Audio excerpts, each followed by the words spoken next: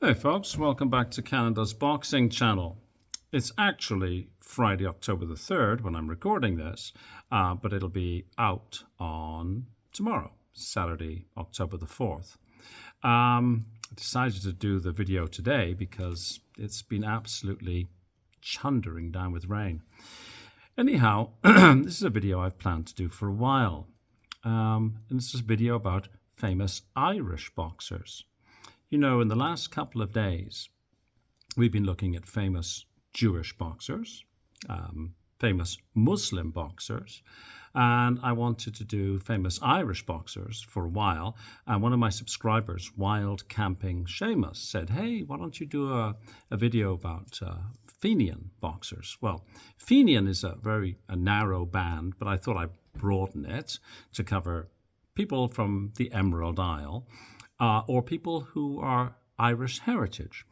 When I started looking at this, and this has been an ongoing project for a little while, so Wildcamp and Seamus kind of motivated me to actually record it, overwhelmed with the number of people who claim Irish ancestry, born in Ireland, some Irish connection, particularly, of course, when you start thinking about American boxers, right? You know, a very strong tradition of, the fighting Irish.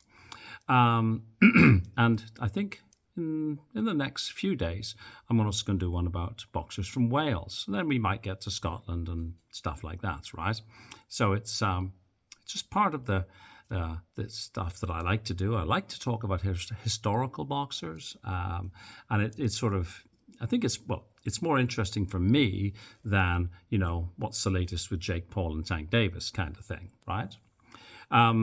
In the last few days, I've also been wearing a set of headphones, which makes me look even stupider than usual, but apparently the sound is better. So if you think the sound is better, please do let me know.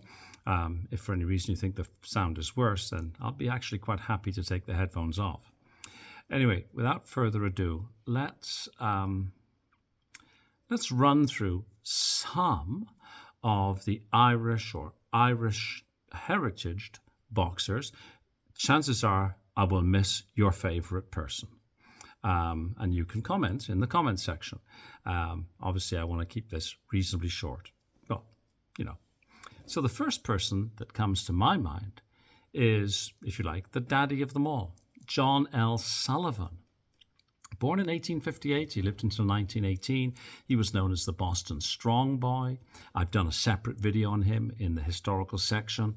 Born in Boston to Irish immigrant parents, the first recognized heavyweight champion in gloved boxing.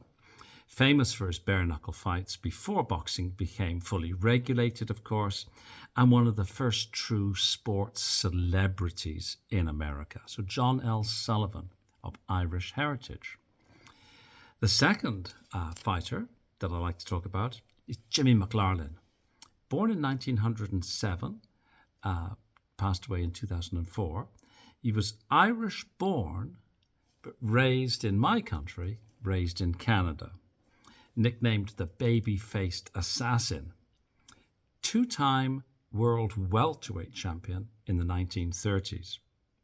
Defeated, legends like Barney Ross, Young Corbett, Tony Canzaroni, and when he was retired as one of the greats of his era.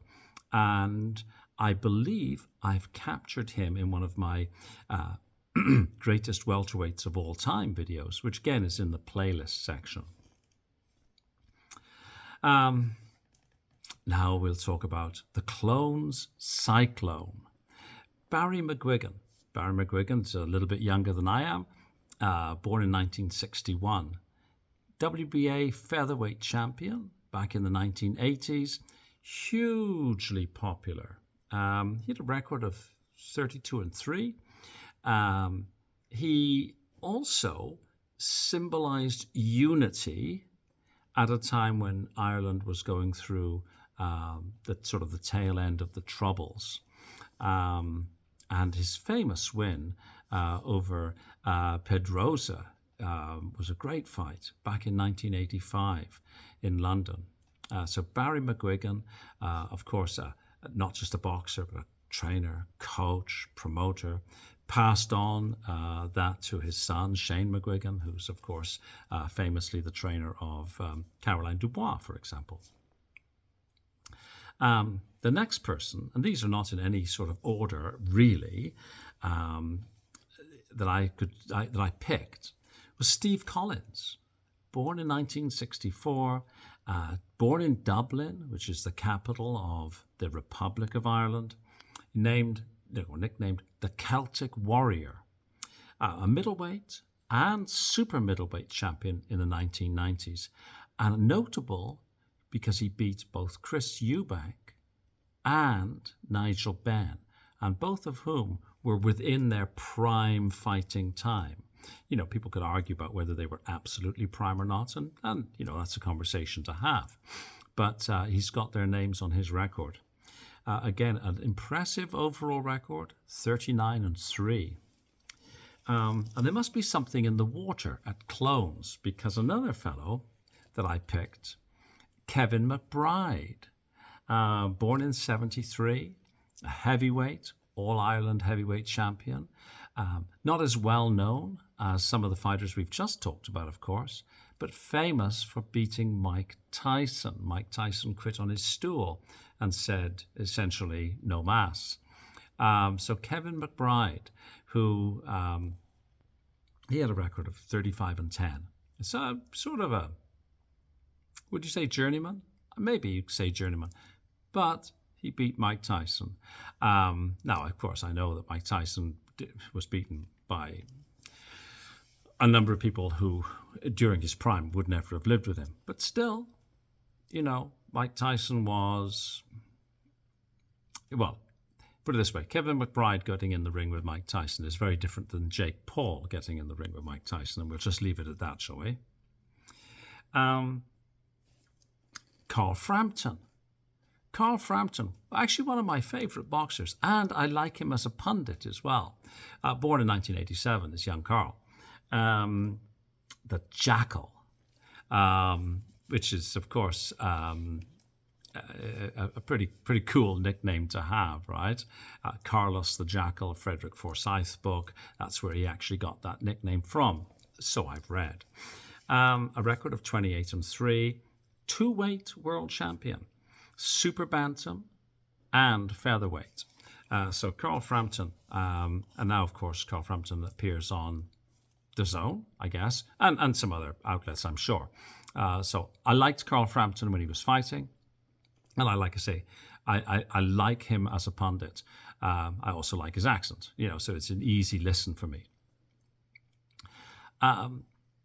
Wayne McCulloch, born in 1970 from Belfast in Northern Ireland, was an Olympic silver medalist in 1992, which I think was the Barcelona Games. I think it was, yeah. A Canadian won the 100-meter sprint. Won the WBC bantamweight title in 1995. This fellow was known for having an absolute iron chin. Never stopped in his professional career. Now we're going to go back a little bit back in history again. Jack Dempsey, the Manasseh Mauler. He was born William Harrison Dempsey, and I've done a video about him in my historical, it's in the playlist there. You'll find it if you're interested. He was born in Colorado to Irish parents, so he's got Irish heritage. As I said, nicknamed the Manasseh Mauler. World heavyweight champion from 1919 to 1926. Massively popular.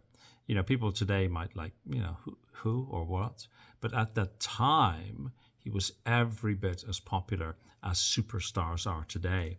Known for his aggressive style, he was a true superstar of his era. And his fight with Gene Tunney, which is called the Long Count fight, remains legendary and, amongst boxing historians, still somewhat controversial. Mickey Ward is the next fellow that I just selected. Again, an Irish-American fighter, born in 1965, from Lowell, Massachusetts. And he's famous for his trilogy with Arturo Gatti. And those were some of the greatest fights that, like just absolute great fights. Nicknamed Irish Mickey Ward. A real sort of inspirational character.